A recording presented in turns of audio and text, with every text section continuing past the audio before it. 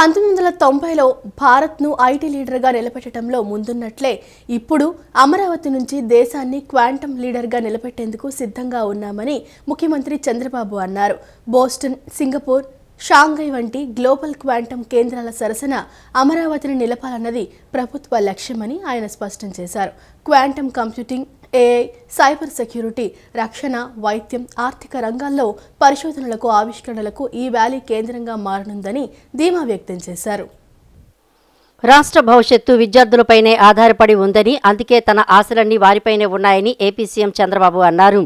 తుళ్లూరు మండలం ఉద్దండరాయనిపాలెంలో Amaravati quantum valley భవన నిర్మాణానికి శనివారం ముఖ్యమంత్రి చంద్రబాబు కేంద్ర సైన్స్ అండ్ టెక్నాలజీ శాఖ మంత్రి డాక్టర్ జితేంద్ర సింగ్తో కలిసి శంకుస్థాపన చేశారు. శంకుస్థాపన అనంతరం సభలో మాట్లాడారు.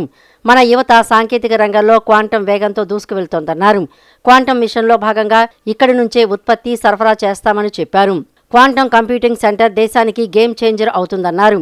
1990లో భారత్ను ఐటీ లీడర్గా నిలబెట్టడంలో ముందున్నట్లే ఇప్పుడు అమరావతి నుంచి దేశాన్ని క్వాంటమ్ లీడర్గా నిలబెట్టేందుకు సిద్ధంగా ఉన్నామని అన్నారు. బోస్టన్, సింగపూర్, షాంఘై వంటి గ్లోబల్ క్వాంటమ్ కేంద్రాల సరసన అమరావతిని నిలపాలన్నది ప్రభుత్వ లక్ష్యమని ఆయన స్పష్టం చేశారు. Quantum computing, AI, cyber security, రక్షణ, వైద్యం, ఆర్థిక రంగాల్లో పరిశోధనలకు, ఆవిష్కరణలకు ఈ వ్యాలీ కేంద్రంగా మారనుంది. ఈ ప్రాజెక్టు ద్వారా దాదాపు 85,000 ఉద్యోగాలు సృష్టించవచ్చని అంచనా వేస్తున్నారు. ప్రభుత్వం నిర్దేశించుకున్న ప్రణాళిక ప్రకారం ఈ ఏడాది ఆగస్టు నాటికి భవన నిర్మాణం పూర్తి చేసి డిసెంబర్ నాటికి క్వాంటమ్ కంప్యూటర్ను పూర్తి స్థాయిలో ఏర్పాటు చేయాలని లక్ష్యంగా పెట్టుకున్నారు. We are laying the foundation for India's leadership in the global quantum revolution. We are standing at a global inflection point. The United Nations has declared this year the International Year of Quantum Science and Technology. Across the world, experts describe this momentum as the transistor momentum for quantum, when deep science theory becomes real world capability. The last 2 centuries were largely a story of missed opportunities for India. We missed the agriculture revolution. We missed the industrial revolution. But we did catch up with the communication and IT revolution. I am very happy. I remember even today our honorable former Prime Minister Vajpayee ji has introduced deregulation in telecommunication sector. And also at that time, I started iTech City, that is a game changer in information technology. I am very happy. At that time, iTech City was inaugurated by Vajpayee ji. Today, Amaravati City Foundation was laid by Honorable Prime Minister. I am very happy to announce Jitendra Singh ji will be remembered in the history. Quantum machine, quantum computer is inaugurated by him. It will be remembered, it will be a game changer not only for Andhra Pradesh, for India. Tirumala శ్రీవారి లడ్డు ప్రసాదంలో ఉపయోగించిన నకిలీ నెయ్యి వివాదంపై AP deputy CM Pawan Kalyan ఒక video విడుదల చేశారు. Social media మాధ్యమం ఎక్స్ ఖాతాలో సదరు వీడియో పోస్ట్ చేశారు. తిరుమల లడ్డు తయారీకి ఉపయోగించిన కల్తీ నెయ్యి అంశంపై సిబిఐ సిట్ దర్యాప్తు నివేదికల గురించి పవన్ ఈ వీడియోలో వివరించారు. ఈ అంశం రాజకీయాలకు లేదా ఏ మతాన్ని లక్ష్యంగా చేసుకోవడానికి సంబంధించింది కాదన్న పవన్, ఇది విశ్వాసం, జవాబుదారీతనానికి సంబంధించిందని అన్నారు. ఈ విషయంలో ప్రమేయం ఉన్నవారిని చట్ట ప్రకారం జవాబుదారీగా చేస్తారని, న్యాయం జరిగే వరకు ఎన్డీఏ ప్రభుత్వం ఈ విషయాన్ని కొనసాగిస్తుందని పవన్ తన వీడియో సందేశంలో పేర్కొన్నారు. భారతదేశాన్ని 2047 నాటికి అభివృద్ధి చెందిన దేశంగా మార్చడమే లక్ష్యంగా కేంద్ర బడ్జెట్ 2026 రూపొందించబడిందని కేంద్ర మంత్రి డాక్టర్ జితేంద్ర సింగ్ అన్నారు. భారతదేశాన్ని గ్లోబల్ టెక్ హబ్గా మార్చే క్రమంలో కేంద్రం భారీ అడుగులు వేస్తోందని తెలిపారు. భారతదేశాన్ని 2047 నాటికి అభివృద్ధి చెందిన దేశంగా మార్చడమే లక్ష్యంగా కేంద్ర బడ్జెట్ 2026 రూపొందించబడిందని కేంద్ర మంత్రి డాక్టర్ జితేంద్ర సింగ్ అన్నారు. ఏపీ బీజేపీ రాష్ట్ర అధ్యక్షుడు పివిఎన్ మాధవ్ ఆధ్వర్యంలో జరిగిన వికసిత్ భారత్ బడ్జెట్ 2026 ముఖాముఖి కార్యక్రమంలో ఆయన ముఖ్య అతిథిగా పాల్గొన్నారు. సోషల్ మీడియా ఇన్ఫ్లుయెన్సర్లతో జరిగిన ఈ చర్చా కార్యక్రమంలో బడ్జెట్ విశేషాలను, ఏపీ అభివృద్ధికి కేంద్రం ఇస్తున్న ప్రాధాన్యతను ఈ సందర్భంగా కేంద్ర మంత్రి వివరించారు. కేంద్ర ఆర్థిక మంత్రి నిర్మలా సీతారామన్ ఈ ఏడాది బడ్జెట్లో 3 కీలక అంశాలకు ప్రాధాన్యత ఇచ్చారని కేంద్ర మంత్రి వివరించారు. భారతదేశాన్ని గ్లోబల్ టెక్ హబ్గా మార్చే క్రమంలో కేంద్రం భారీ అడుగులు వేస్తోందని తెలిపారు. దేశవ్యాప్తంగా సెమీ కండక్టర్ హబ్బుల నిర్మాణం కోసం 40,000 కోట్లను కేటాయించారని తెలియజేశారు. ఆంధ్రప్రదేశ్, ఒడిశా రాష్ట్రాల్లో సౌత్ కొరియన్ కంపెనీలు ఇప్పటికే 749 కోట్లతో పెట్టుబడులు పెట్టేందుకు ముందుకు రావడం శుభపరిణామమని కేంద్ర మంత్రి అన్నారు. వికసిత్ భారత్ కల సాకారం కావాలంటే వికసిత్ ఆంధ్రప్రదేశ్ నిర్మాణం కూడా అంతే ముఖ్యమని కేంద్ర మంత్రి స్పష్టం చేశారు. ఈ సందర్భంగా ఏపీ బీజేపీ అధ్యక్షుడు మాధవ్ మాట్లాడుతూ దేశంలోనే మొట్టమొదటి క్వాంటమ్ టెక్నాలజీస్ హబ్ అమరావతిలో ఏర్పాటు కావడం ఆంధ్రప్రదేశ్ ప్రజలందరికీ గర్వకారణమని పేర్కొన్నారు. ఇది రాష్ట్ర సాంకేతిక ముఖ చిత్రాన్ని మార్చివేయడమే కాకుండా భవిష్యత్తు పరిశోధనలకు వేదికగా మారుతుందని ధీమా వ్యక్తం చేశారు. A progressive state with a double engine. So the double engine government, and the result you can see, as our president was mentioning, पहला क्वांटम हब यहाँ बन रहा है.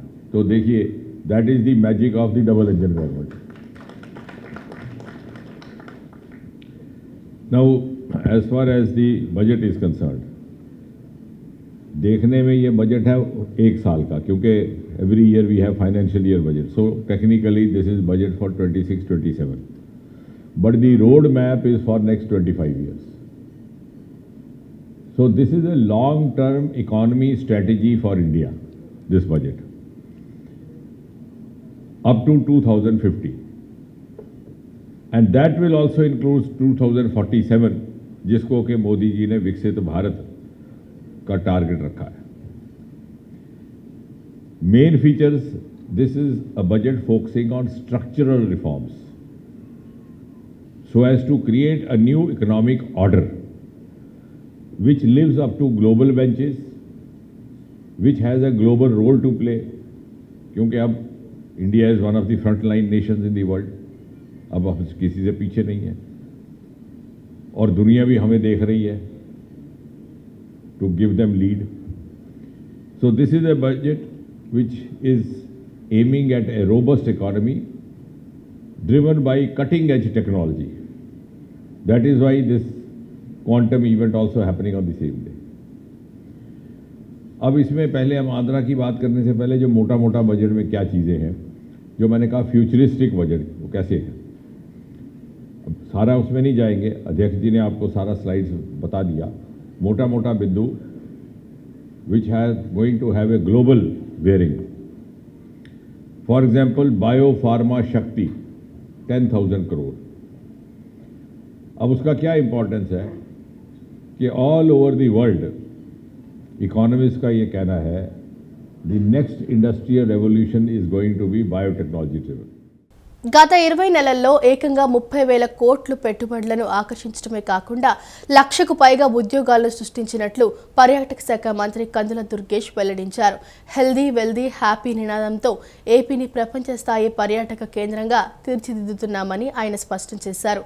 కేరళ తరహాలో రాజమండ్రి, విజయవాడ సహా 8 ప్రాంతాల్లో హౌస్ బోట్లు, విశాఖలో క్రూయిజ్ సేవలు, సీప్లేన్ టూరిజంను విస్తరిస్తున్నట్లు తెలిపారు. రాష్ట్ర పర్యాటక సాంస్కృతిక శాఖ మంత్రి కందుల దుర్గేష్ రాజమహేంద్రవరంలో నిర్వహించిన మీడియా సమావేశంలో మాట్లాడుతూ ఆంధ్రప్రదేశ్ పర్యాటక రంగం 2024-26 మధ్యకాలంలో స్వర్ణయుగాన్ని ఆవిష్కరించిందని హర్షం వ్యక్తం చేశారు. ముఖ్యమంత్రి చంద్రబాబు నాయుడు, డిప్యూటీ సీఎం పవన్ కళ్యాణ్ నాయకత్వంలో హెల్తీ వెల్దీ హ్యాపీ నినాదంతో ఏపీని అంతర్జాతీయ పర్యాటక గమ్యస్థానంగా తీర్చిదిద్దుతున్నామని, గత 20 నెలల్లోనే 30,000 కోట్ల పెట్టుబడులను ఆకర్షించడమే కాకుండా 1.22 లక్షల మందికి ఉద్యోగ అవకాశాలు కల్పించామని వెల్లడించారు. నూతన పర్యాటక పాలసీ ద్వారా పారిశ్రామిక హోదా కల్పించడంతో తాజ్, హయత్ వంటి దిగ్గజ సంస్థలు రాష్ట్రానికి వస్తున్నాయని, కేంద్రం నుండి 428 కోట్ల గ్రాంటుతో అఖండ గోదావరి, గండికోట, బొర్రా గుహలు వంటి ప్రాంతాలను అభివృద్ధి చేస్తున్నామని తెలిపారు. సీ ప్లేన్, హౌస్ బోట్లు, క్రూయిజ్ సేవలను విస్తరిస్తున్నామని చెబుతూనే 2027 గోదావరి పుష్కరాలను కుంభమేళా తరహాలో అత్యంత వైభవంగా నిర్వహిస్తామని, నంది అవార్డులను కూడా పునరుద్ధరిస్తున్నామని మంత్రి స్పష్టం చేశారు. అరకు కాఫీ ఎంత పాపులర్ అయిందో మీ అందరికీ తెలుసు. అరకు కాఫీ ఇవాళ ప్రపంచవ్యాప్తంగా పాపులర్ అయ్యేటువంటి పరిస్థితి. ప్రధానమంత్రి గారు కూడా దాన్ని ప్రమోట్ చేస్తున్నారు. దానికి అనుగుణంగానే అరకు కౌని అనేటువంటిది కొత్తదాన్ని ఈ మధ్యకాలంలో అరకు ప్రాంతంలో మొన్న అరకు ఉత్సవాలు నిర్వహించినప్పుడు అరకు కౌని అనేటువంటి పేరుతోటి ఒక మిల్లెట్స్ తో కూడినటువంటి థాలీ అనమాట. అది అందులో కేవలం మిల్లెట్సే ఉంటాయి, ఎక్కడ కూడా రైస్ వాడరు. మిల్లెట్స్ తో కూడినటువంటి థాలీ, ఒకదాన్ని రెసిపీని డెవలప్ చేశారు. అక్కడ కలెక్టర్ గారు ప్రత్యేకమైన శ్రద్ధ తీసుకుని ఆ రెసిపీని తయారు చేశారు. మొన్న జరిగినటువంటి ఈ అరకు ఉత్సవంలో కూడా ఆ రెసిపీని అందరూ కూడా ఇష్టపడ్డారు. అలాగే అరకు కాఫీ లాగే అరకు కౌని అనేటువంటి దాన్ని, అంటే చిరుధాన్యాలతోటి తాళి, ఆ తాళిని డెవలప్ చేసే సిస్టమ్ని కూడా ప్రాచుర్యంలోకి తీసుకురావాలని ఒక ఆలోచన చేస్తా ఉన్నాం. అదేవిధంగా కేరళ తరహాలో రాజమండ్రి, విజయవాడ, సూర్యలంక వంటి 8 ప్రాంతాల్లో హౌస్ బోట్లు, ఇవాళ త్వరలోనే మన గోదావరిలో కూడా హౌస్ బోట్ తయారు చేస్తున్నాం. ఇప్పటికే మేము అక్కడ మన పున్నమి ఘాట్లో విజయవాడలో హౌస్ బోట్లు 2 ప్రారంభించాం. అక్కడ మొత్తానికి 5 హౌస్ బోట్లు రెడీగా ఉన్నాయి. మన కేరళలో ఎలాగైతే హౌస్ బోట్లు అక్కడ మకా ఉంటారో, అక్కడికి వెళ్ళి నైట్ టైం కూడా ఉంటారో, అలాంటి హౌస్ బోట్స్ టోటల్గా 21 హౌస్ బోట్స్ రాష్ట్రంలో డెవలప్ చేయాలనేటువంటి ఆలోచన చేస్తున్నాం. అందులో ప్రధానంగా ఒక 5 హౌస్ బోట్స్ ఇప్పుడు రెడీగా ఉన్నాయి. మన రాజమండ్రిలో కూడా ఒకటి ఏర్పాటు చేస్తా ఉన్నాం. అదేవిధంగా 2027 జూన్ 26 నుంచి జూలై 7వ తారీఖు వరకు 12 రోజుల పాటు జరిగేటువంటి ఉత్సవాలు. ఇది ఆగమ శాస్త్రం అనుగుణంగా ముఖ్యమంత్రి గారు అందరితో మాట్లాడి ఈ 12 రోజులు ఎప్పటి నుంచి ఎప్పుడు దాకా జరగాలనేటువంటి దాన్ని జూన్ 26 నుంచి అదేవిధంగా జూలై 7వ తారీఖు వరకు నడపాలని ఆలోచిస్తున్నాం. శ్రీశైలం క్షేత్రంలో మహాశివరాత్రి బ్రహ్మోత్సవాలు రేపటి నుంచి ప్రారంభం కానున్నాయి. ఈ పవిత్ర వేడుకలకు రావాల్సిందిగా ముఖ్యమంత్రి నారా చంద్రబాబు నాయుడిని ఆలయ అధికారులు, ప్రజాప్రతినిధులు ఆహ్వానించారు. బ్రహ్మోత్సవాలకు భారీగా భక్తులు తరలివచ్చే అవకాశం ఉన్నందున ఎవరికీ ఎటువంటి ఇబ్బందులు కలగకుండా చూడాలని సీఎం అధికారులను ఆదేశించారు. ప్రసిద్ధ పుణ్యక్షేత్రమైన శ్రీశైలంలో ఈ నెల 8వ తేదీ నుంచి 18వ తేదీ వరకు మహాశివరాత్రి బ్రహ్మోత్సవాలు అత్యంత వైభవంగా జరగనున్నాయి. ఈ వేడుకలకు హాజరు కావాల్సిందిగా ముఖ్యమంత్రి చంద్రబాబు నాయుడుని ఎమ్మెల్యే బుడ్డా రాజశేఖర్ రెడ్డి, ఆలయ బోర్డు చైర్మన్ రమేష్ నాయుడు, పాలక మండలి సభ్యులు శనివారం కలిసి ఆహ్వానించారు. అమరావతిలోని ముఖ్యమంత్రి క్యాంపు కార్యాలయంలో సీఎంను కలిసిన బృందం బ్రహ్మోత్సవాల ఆహ్వాన పత్రికను అందజేసింది. ఈ సందర్భంగా ఆలయ పండితులు ముఖ్యమంత్రికి వేదాశీర్వచనం అందించి స్వామివారి తీర్థ ప్రసాదాలను, చిత్రపటాన్ని బహుకరించారు. బ్రహ్మోత్సవాల కోసం చేస్తున్న ఏర్పాట్లను ఎమ్మెల్యే మరియు ఆలయ అధికారులు సీఎంకు వివరించారు. బ్రహ్మోత్సవాలకు భారీగా భక్తులు తరలివచ్చే అవకాశం ఉన్నందున ఎవరికీ ఎటువంటి ఇబ్బందులు కలగకుండా చూడాలని సీఎం అధికారులను ఆదేశించారు. కాగా శ్రీశైలంతో పాటు మహానందిలో జరగనున్న మహాశివరాత్రి బ్రహ్మోత్సవాలకు కూడా రావాలని ఎమ్మెల్యే రాజశేఖర్ రెడ్డి ఈ సందర్భంగా ముఖ్యమంత్రిని కోరారు. అప్పుల ఊబిలో ఉన్న ఆంధ్రప్రదేశ్లో విద్యా, వైద్య రంగాల బలోపేతానికి, అభివృద్ధి దిశగా పయనించేందుకు లడ్డూ రాజకీయాలకు స్వస్తి పలికి మెరుగైన పాలన అందించాలని పౌర సంస్థలు విజ్ఞప్తి చేశాయి. ఈ మేరకు విజయవాడలోని దాసరి భవన్లో పౌర సంస్థల ఆధ్వర్యంలో రాష్ట్ర రాజకీయాలు, చట్టబద్ధ పాలన అనే అంశంపై జరిగిన చర్చాగోష్ఠికి జనచైతన్య వేదిక రాష్ట్ర అధ్యక్షులు వల్లంరెడ్డి లక్ష్మణ్ రెడ్డి అధ్యక్షత వహించారు. ముఖ్య అతిథిగా విచ్చేసిన ఆంధ్రప్రదేశ్ ప్రభుత్వ పూర్వ special chief secretary doctor PV Ramesh ప్రసంగిస్తూ ఆంధ్రప్రదేశ్ దాదాపు 16 లక్షల కోట్ల అప్పుల ఊబిలో కూరుకుపోయిందని, ప్రతి పౌరునిపై 1 లక్షకు పైగా రుణభారం ఉందని, అక్షరాస్యతలో 36వ స్థానంలో, తలసరి ఆదాయంలో దక్షిణాది రాష్ట్రాలలో అట్టడుగున ఉందని, గత 40 సంవత్సరాలుగా నిర్మాణంలో ఉన్న నీటిపారుదల ప్రాజెక్టులను పూర్తి చేయలేకపోతున్నామని, ఇలాంటి పరిస్థితుల్లో విద్వేష, విధ్వంస రాజకీయాలకు స్వస్తి పలకాలని కోరారు. అదే చట్టం, మేము ఏమి చేస్తే అదే న్యాయం, మేము ఏమంటే అదే అధికారం అనే ఒక భావన ప్రబలిపోయింది. నేను 2 ముఖ్యమంత్రులతోనూ దగ్గరగా పనిచేస్తాను. నేను ఒకరోసారి ఒక రాజ్యాంగ వ్యతిరేక చట్టాన్ని తయారు చేసినప్పుడు ప్రభుత్వం నేను చెప్తే, రాజ్యాంగం ఎందుకు మనకి ఇంత అధికారం ఉన్నప్పుడు, ఇంతమంది మనుషులు ఉన్నప్పుడు అన్నా. అంటే ఈ యొక్క ఆలోచన, అంటే రాజ్యాంగ ప్రకారం పనిచేస్తామనే ఒక అధికారంలోకి వచ్చి ప్రమాణం చేసి రాజకీయం నిర్దేశించిన సూత్రాల ప్రకారం పరిపాలన సాగించవలసిన విధానానికి పూర్తిగా వ్యతిరేకంగా పనిచేయడం. అంటే ఇది ఒక పార్టీ ఇంకొక పార్టీ అని కాదు, ఇదంతా కూడా ఒక కలుషితమైనటువంటి వాతావరణం. దీంట్లో ప్రజల పాత్ర ఒక ప్రేక్షక పాత్ర అయిపోయింది. యానిమల్ ఫ్యాట్ అనే పదం వాడిందే మీరు కదా, అది అవసరమా ఈ ప్రజలకు? ఈరోజు ఏమంటారు, సిబిఐ జంతుకోవు లేదని ఎందుకు చెప్పిందంటే భక్తుల మనోభావాలు దెబ్బతింటాయని చెప్పింది అని అంటున్నారు. ఒకవేళ అదే నిజమైతే వారికి ఉన్న విజ్ఞత మీకు లేదా? భక్తుల మనోభావాలు దెబ్బ తినకూడదు, వాళ్ళు ఇబ్బంది పడకూడదు అన్న జ్ఞానం కానీ వారి ఎడల శ్రద్ధ కానీ మీకు లేదా? వాడు ఎలా పోయినా పర్వాలేదా? మీ మాట గెలవాలా? మీ వాదన నిలబడాలా? మీకు రాజకీయ ఆధిపత్యమే కావాలా? జనం అవసరం లేదా? ఈ రాష్ట్రంలో ఏ సమస్యలు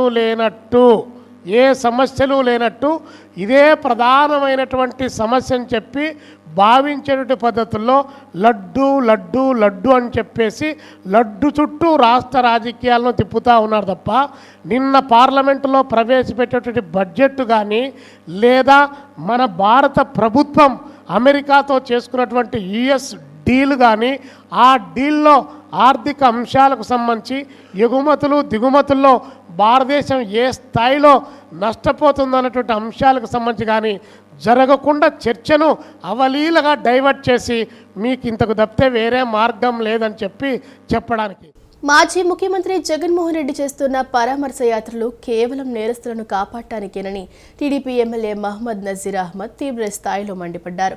జగన్ రాజకీయ డ్రామాల వల్ల 2 యువకులు ప్రాణాలు కోల్పోవడం అత్యంత బాధాకరమన్నారు. అసెంబ్లీకి వచ్చి సమస్యలపై చర్చించే దమ్ము లేకనే జగన్ రోడ్లపై నాటకాలు ఆడుతున్నారని ఆయన విమర్శించారు. వైఎస్ జగన్మోహన్ రెడ్డి చేస్తున్న పరామర్శ యాత్రలపై టీడీపీ ఎమ్మెల్యే మహమ్మద్ నజీర్ అహ్మద్ తీవ్ర విమర్శలు గుప్పించారు. శనివారం మంగళగిరిలోని పార్టీ కేంద్ర కార్యాలయంలో జరిగిన మీడియా సమావేశంలో ఆయన మాట్లాడుతూ జగన్ యాత్రలు రాష్ట్రంలో శాంతి భద్రతలకు విఘాతం కలిగిస్తున్నాయని ఆరోపించారు. జగన్ యాత్రల వల్ల కిలోమీటర్ల మేర ట్రాఫిక్ స్తంభిస్తోందని, నిన్నటి ట్రాఫిక్ జామ్ కారణంగా రాంబాబు, భార్గవ్ అనే 2 యువకులు సకాలంలో ఆసుపత్రికి వెళ్లలేక ప్రాణాలు కోల్పోయారని ఎమ్మెల్యే ఆవేదన వ్యక్తం చేశారు. ఈ మరణాలకు జగనే నైతిక బాధ్యత వహించాలని డిమాండ్ చేశారు. జగన్ సామాన్య ప్రజలను కాకుండా హంతకులను, గంజాయి స్మగ్లర్లను, డ్రగ్ డీలర్లను పరామర్శిస్తున్నారని విమర్శించారు. తెనాలిలో బ్లేడ్ బ్యాచ్ను, పల్నాడులో పిన్నెల్లి వంటి వారిని కలిసి జగన్ నేరస్తులకు భరోసా ఇస్తున్నారని మండిపడ్డారు. ఈరోజు బూతులు మాట్లాడి ప్రజలు అసహ్యించుకుంటున్నటువంటి వ్యక్తుల్ని పరామర్శించేటువంటి స్థాయికి దిగజారేటువంటి పరిస్థితులు మనందరం కూడా గమనిస్తూ ఉన్నాం. ఈరోజు జగన్మోహన్ రెడ్డి గారు ఎక్కడ ఓదార్పు యాత్ర పేరుతో లేకపోతే పరామర్శ యాత్రల పేరుతో యాత్రలు మొదలు పెడితే అక్కడ ఏ విధంగా ప్రజలు ఇబ్బందులు పడుతూ ఉన్నారో మనందరం కూడా గమనించాల్సినటువంటి అవసరం ఉంది. ఈరోజు అటవిక రాజ్యంకి ఎలా ఉంటుందో జగన్ పాలన మనందరికీ కూడా ఒక అర్థమైనటువంటి పరిస్థితులు.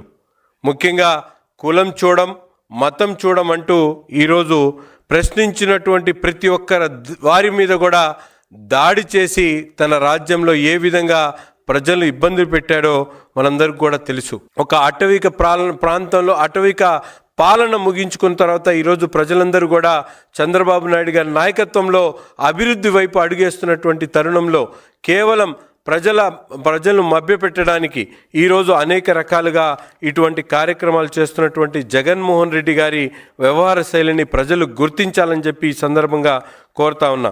అంతేకాకుండా అనేక అంశాల్లో మనందరం కూడా చూస్తూ ఉన్నాం. ప్రజల సమస్యల మీద మాట్లాడేటువంటి పరిస్థితి లేకుండా ఈరోజు కేవలం తన పార్టీ నాయకులు చేసేటువంటి మోసపూరితమైనటువంటి అనాలోచితమైనటువంటి అన్యాయమైనటువంటి కార్యక్రమాల మీద వారిని ప్రభుత్వం కానీ అలాగే పోలీసులు కానీ నిందిస్తే అటువంటి వాళ్ళని పరామర్శించడానికి బయలుదేరి ఈరోజు రాష్ట్రంలో లా అండ్ ఆర్డర్ని ఇబ్బంది పెట్టేటువంటి పరిస్థితులు చూస్తూ ఉన్నాం. మాదక ద్రవ్యాల రహిత సమాజమే లక్ష్యంగా గన్నవరంలో భారీ అవగాహన ర్యాలీ నిర్వహించారు. విద్యార్థులు, పోలీసులు కలిసి డ్రగ్స్ వల్ల కలిగే అనర్థాలపై ప్రజలను చైతన్యపరిచారు. డ్రగ్స్ వాడకం వల్ల కలిగే నష్టాలను కళ్లకు కట్టినట్లు ప్రదర్శించిన లఘు నాటకం అందరినీ ఆలోచింపచేసింది. యువత భవిష్యత్తును చిన్నాభిన్నం చేస్తున్న మాదక ద్రవ్యాల పట్ల అవగాహన కల్పించేందుకు గన్నవరంలో శనివారం భారీ ర్యాలీ నిర్వహించారు. స్థానిక గన్నవరం పోలీస్ స్టేషన్ వద్ద ప్రారంభమైన ఈ ర్యాలీలో స్రవంతి హైస్కూల్ మరియు బాలుర ఉన్నత పాఠశాల విద్యార్థులు పెద్ద సంఖ్యలో పాల్గొన్నారు. పోలీస్ స్టేషన్ నుంచి గాంధీబొమ్మ సెంటర్ వరకు విద్యార్థులు నినాదాలు చేస్తూ ర్యాలీ నిర్వహించారు. అనంతరం ప్రధాన కూడలి వద్ద విద్యార్థులు అందరూ మానవహారంగా ఏర్పడి మాదక ద్రవ్యాల వినియోగం వల్ల కలిగే దుష్పరిణామాలపై లఘు నాటకాన్ని ప్రదర్శించారు. డ్రగ్స్కు బానిసై జీవితాలు ఎలా నాశనమవుతాయో వారు ప్రదర్శించిన తీరు స్థానికులను విశేషంగా ఆకట్టుకుంది.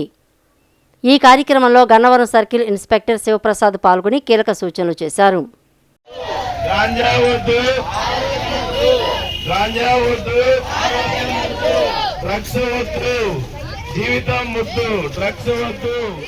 వైసీపీ నాయకుల తీరుపై జనసేన శ్రేణులు వినూత్నంగా నిరసన వ్యక్తం చేశాయి.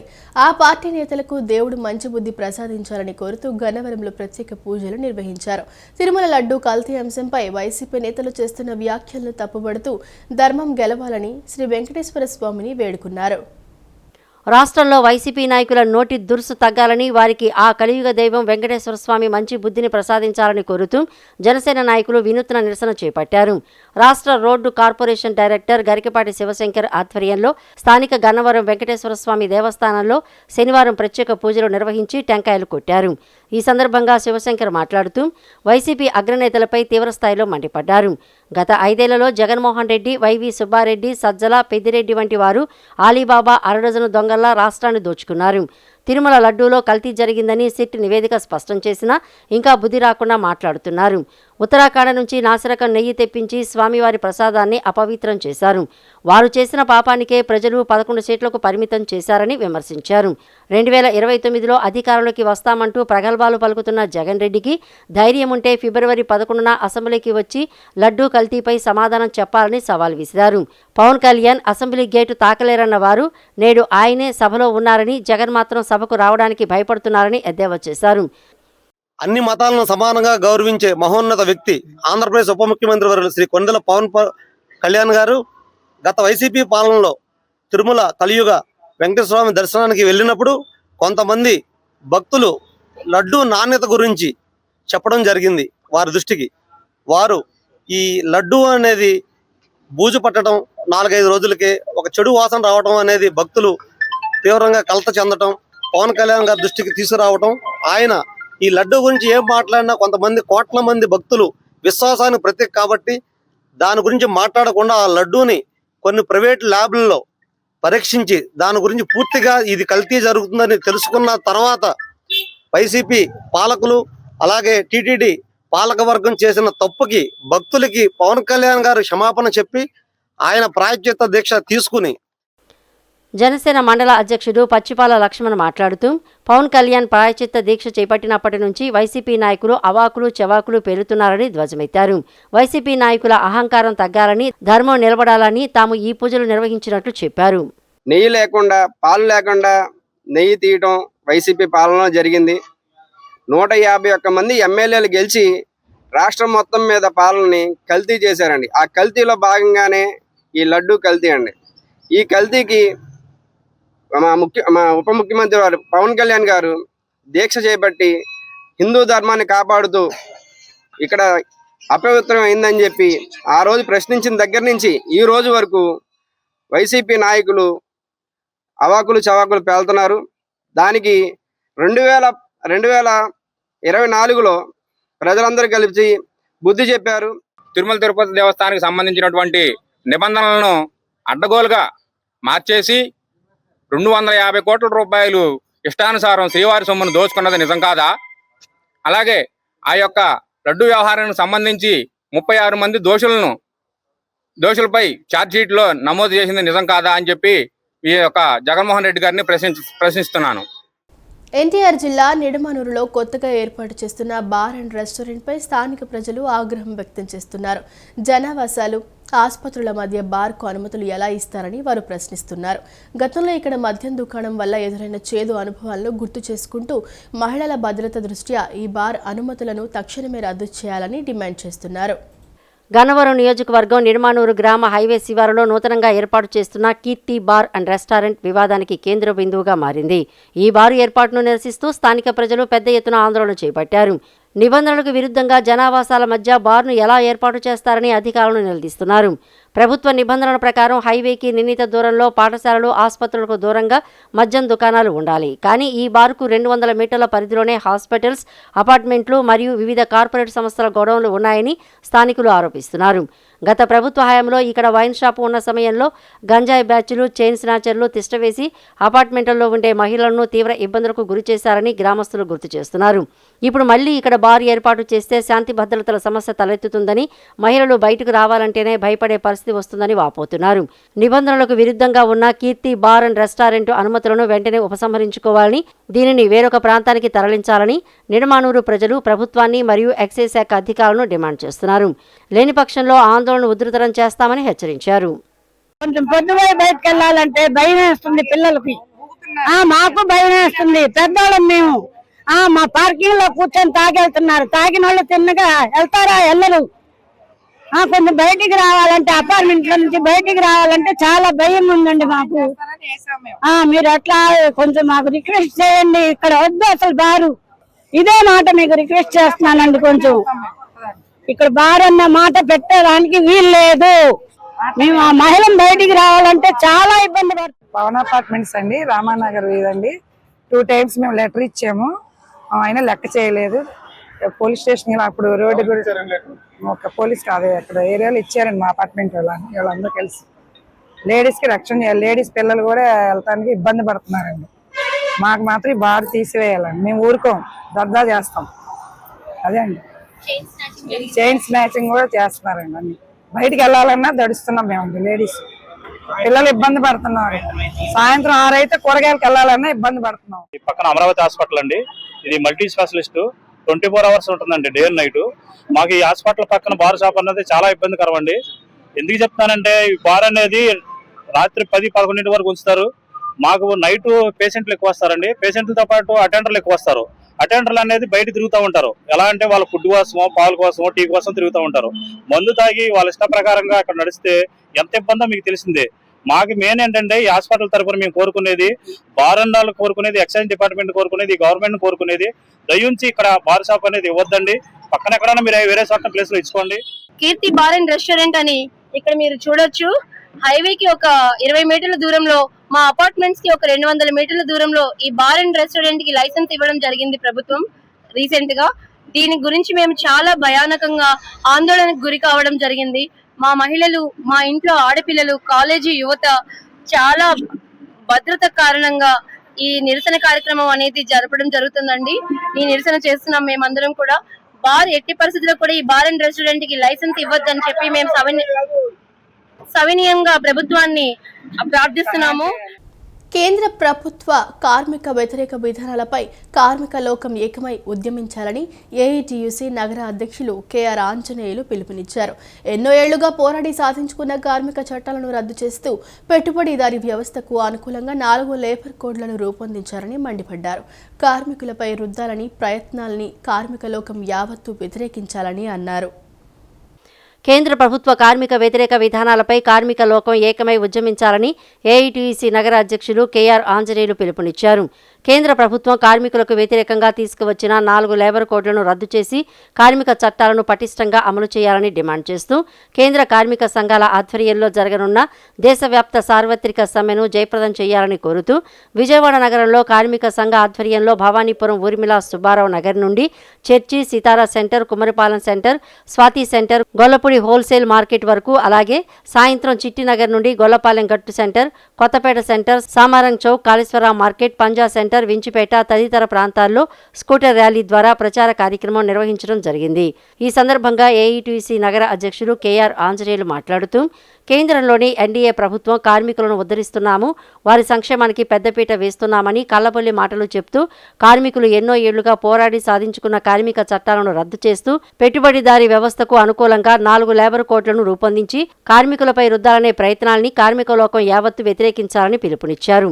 ఎన్డీఏ ప్రభుత్వానికి కొమ్ము కాస్తున్న రాష్ట్రంలోని ప్రధాన రాజకీయ పార్టీలైన టీడీపీ, వైసీపీ పార్టీలు కార్మిక చట్టాల రద్దుపై జరుగుతున్న పోరాటంలో కార్మికులతో కలిసి రావాలని హితవు పలికారు. నగరంలో ఫిబ్రవరి 12న దేశవ్యాప్త సమ్మెలో భాగంగా నగరంలో జరిగే కార్మిక ప్రదర్శన సభలో పెద్ద ఎత్తున కార్మిక సోదరులు పాల్గొని విజయవంతం చేయాలని పిలుపునిచ్చారు. దేశవ్యాప్త సమ్మె, దేశవ్యాప్తంలో అన్ని రాష్ట్రాల్లో కూడా ఇది అట్టడుగులు ఉడికిపోయే పద్ధతుల ప్రజానికం రోజు మీద రాబోతున్నారు. ఆ రాబోతున్న సంగతిని ఈ ప్రభుత్వానికి అంకుశతో కూర్చి ప్రభుత్వాన్ని మేల్కొల్పాల్సిన అవసరం ఉంది. తద్వారా మనకు కార్మిక చట్టాన్ని మనకున్న అవసరం పరిస్థితులన్నింటినీ కూడా మనం నెరవేర్చుకోవడానికి పోరాటం చేస్తే ఏ సమస్య పరిష్కారం కాదు. 10వ తరగతిలో నేర్చుకున్న క్రమశిక్షణతో కూడిన విద్య మీ భవిష్యత్తుకు బంగారు బాటలు వేస్తోందని విజయవాడ డీజీపీ కేజీవి సరిత విద్యార్థులకు హితబోధ చేశారు. ఎటువంటి మానసిక ఒత్తిడి లేకుండా ధైర్యంగా పబ్లిక్ పరీక్షలు రాసి మంచి మార్కులు సాధించాలని విద్యార్థులకు ధైర్యం చెప్పారు. నగరంలోని 1 టౌన్ కేబీఎన్ కళాశాల సెమినార్ హాల్ నందు Vijayawada children's schools and tutorials ఆధ్వర్యంలో 10వ తరగతి విద్యార్థులకు విసిఎస్ అండ్ టీఏ ఓబా డివిజన్ ఆధ్వర్యంలో మోటివేషన్ మరియు కెరీర్ గైడెన్స్ శిక్షణ కార్యక్రమం నిర్వహించారు.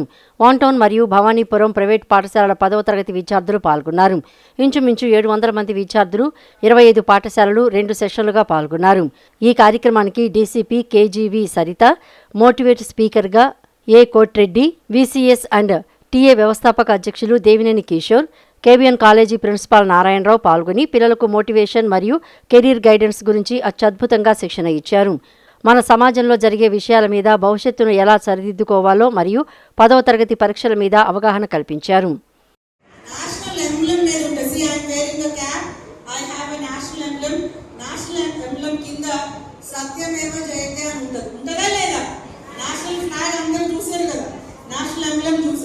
సత్యమేవ జయతే, ట్రూత్ అలోన్ ట్రయంఫ్స్. మీరు ఎన్ని అబద్ధాలు ఆడినా వాస్తవం మాత్రమే గెలుస్తుంది. సో క్యారెక్టర్ బిల్డింగ్ లో most important one is you have to be true to yourself. సర్దుకునే వాళ్ళు నిదానంగా సర్దుతారు, మీరు దాని గురించి మీరు చూడకుండా ఇటు చూడు. So first you have to be true to your self and you have to be true to your career, your future, your health as well as your family and society. That is number 1. Number 2, whatever you are supposed to do as a student.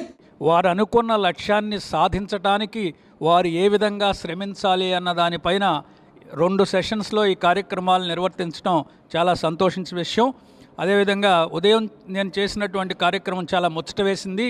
విద్యార్థులందరూ కూడా పట్టుదలతో రాబోయేటువంటి 10వ తరగతి public పరీక్షల్లో అత్యున్నతమైనటువంటి మార్కులు సంపాదించి సంతోషం పొందాలనే అభిలాషతో ఉన్నారు. 10th క్లాస్ విద్యార్థి motivation and career guidance programme నిర్వహించామండి. ఈ ప్రోగ్రాంలో దగ్గర 800 మంది విద్యార్థులు 36 స్కూళ్ళు పార్టిసిపేట్ చేసినాయండి. ఇందులో మోటివేటర్ స్పీకర్గా ఏ కోటిరెడ్డి గారు, మరి డిఎస్పి మేడం గారు, సరిత మేడం గారు ఇందులో పాలు పంచుకున్నారు. విద్యార్థులకు కావాల్సిన కెరీర్ గైడెన్స్ గురించి, ఫ్యూచర్లో ఏ విధంగా మనం భవిష్యత్తులో ఏ విధంగా ముందుకు వెళ్ళాలని, ఆ తర్వాత ఏ విధంగా పరీక్షల సమయాల్లో చదవాలి, ఏ విధంగా మనం సమాజంలో ప్రవర్తించాలి, సమాజంలో ఏ విధంగా మనం పాలు పంచుకోవాలి, మనం చేసే భవిష్యత్తు కోసం దేశం ఎలా అభివృద్ధి చేయాలనే కార్యక్రమాల మీద చాలా అద్భుతంగా చక్కగా బోధించారండి.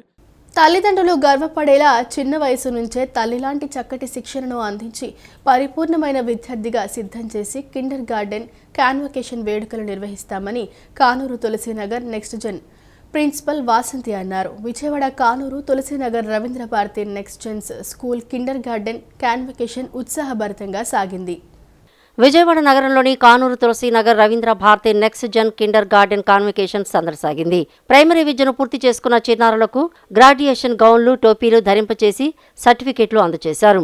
అనంతరం ప్రిన్సిపల్ వాసంతి మరియు వైస్ ప్రిన్సిపల్ అఖిల మీడియాతో మాట్లాడుతూ చిన్నారులు ప్రీ స్కూల్ ముగించుకొని కొత్త ప్రయాణం ప్రైమరీ స్కూల్లోకి అడుగుపెట్టే చిన్నారులకు స్కూల్ యాజమాన్యం స్వాగతం పలికే ఒక అద్భుతమైన వేడుక కిండర్ గార్డెన్ స్నాతకోత్సవమని అన్నారు. పిల్లల్లో చదువు పట్ల ఆసక్తిని పెంపొందించేందుకు కిండర్ గార్డెన్ కాన్వకేషన్ ఎంతో దోహదపడుతుందని అన్నారు.